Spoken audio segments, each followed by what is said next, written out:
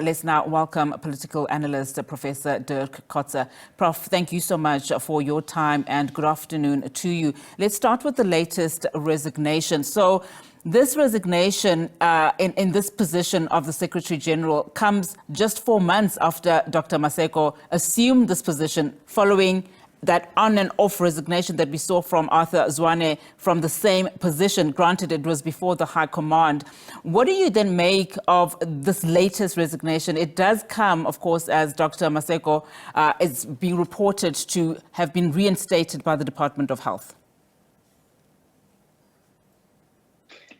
Yes, I think, good afternoon. I think what is a complication here is his position in relation to the Department of Health, because he has been suspended for more than 2 years. And at the same time, he already became the Secretary-General of MKParty. Now, that's clearly a conflict of interest. It's not acceptable in terms of the position of political parties and how they relate to especially government. And the policies of government, of the public administration especially. So I think in this case specifically, we are not talking about necessarily the internal matters of MK that led to his resignation, but rather the fact that he has been implicated in public for the fact that he was suspended for more than 2 years from the Gauteng Department of Health for alleged financial mismanagement. Now, I think from an MK point of view, it will be very difficult to have a person in a key position like the Secretary-General who is under that cloud, despite the latest developments that is happening now. So in that sense, it differs to a large extent from Arthur Zwane, who was clearly involved in the turbulence within the MK party in order to establish the different positions or responsibilities, especially between him and the president of MK, President Zuma. And in this case, I think this is therefore more about public reputation of MK than its internal matters.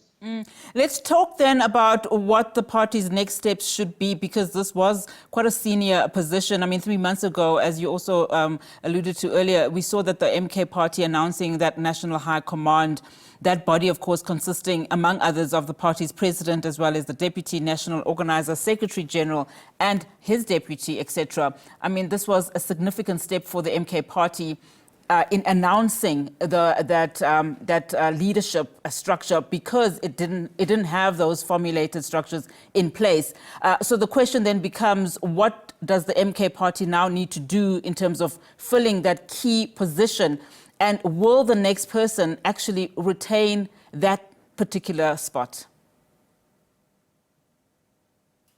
Well, according to the new constitution of the MK party, and that was made public on the 26th of September, these appointments are all made by the president of the party, President Zuma.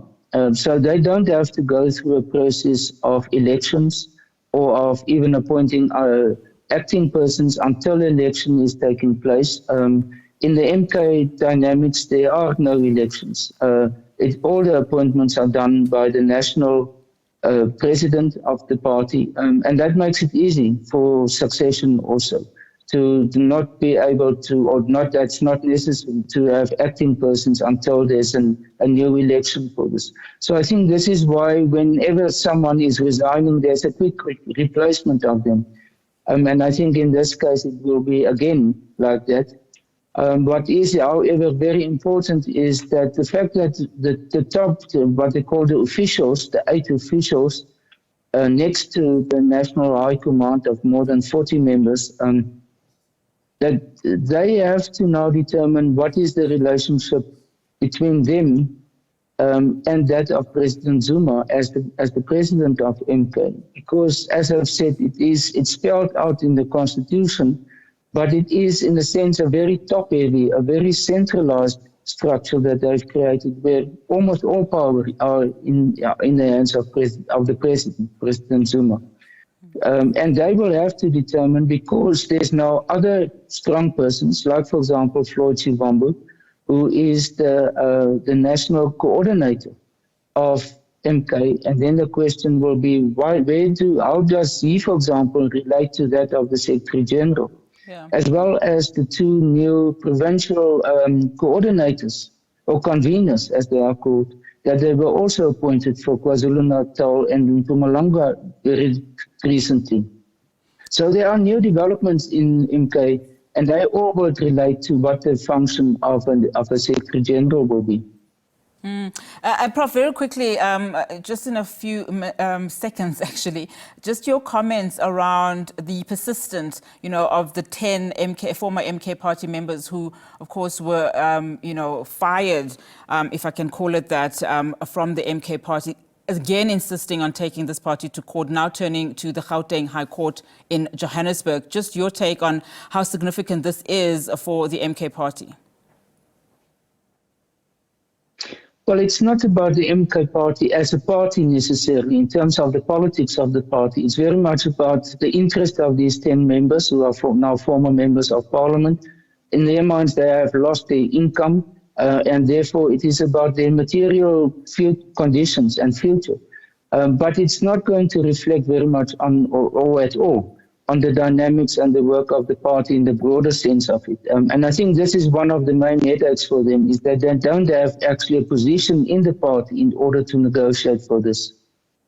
All right, Prof, thank you so much for your time. Really do appreciate it. Professor Dirk Kotze there, just speaking about various factors within the MK Party, including the resignation of Dr. Sifiso Maseko as the Secretary-General of the uMkhonto weSizwe Party.